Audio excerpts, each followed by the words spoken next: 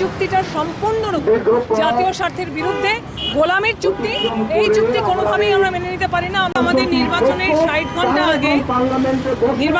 ঘন্টা আগে ইউনূস সরকার যে চুক্তিটা করে গিয়েছেন, সেই চুক্তি বাংলাদেশের স্বার্থের সম্পূর্ণ বিরুদ্ধে দাঁড়িয়ে করা হয়েছে।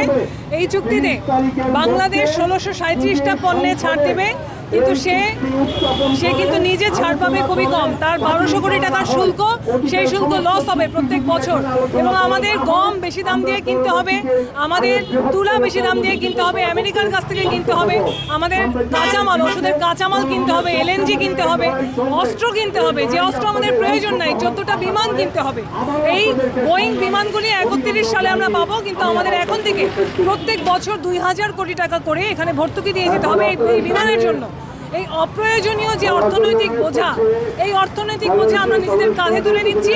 এবং একই সাথে রাশিয়া চীনের সাথে কোনো চুক্তি আমরা করতে পারবো না, এই কথা আমরা দাসখত দিচ্ছি। আমরা আমেরিকা যেখানে নিষেধাজ্ঞা আরোপ করবে সেখানে নিষেধাজ্ঞা আরোপ করতে হবে, সেই দাসখত আমরা দিয়েছি। ফলে এই চুক্তিটা সম্পূর্ণরূপে জাতীয় স্বার্থের বিরুদ্ধে, গোলামির চুক্তি। এই চুক্তি কোনোভাবেই আমরা মেনে নিতে পারি না। আমরা আজকে সংসদ অভিযান করে স্পিকার বরাবর স্মারকলিপি দিয়ে সংসদ চলতি অধিবেশনে যেন এই চুক্তির উপর আলোচনা করে এটাকে বাতিল করে, এই দাবি আমরা করব। এবং যদি সেই দাবি তারা না মানে, আমরা ইতিপূর্বে সমস্ত সরকারের আমলে আমরা জাতীয় সম্পদ রক্ষায় বামপন্থীরা আপোষহীনভাবে লড়াই করেছি।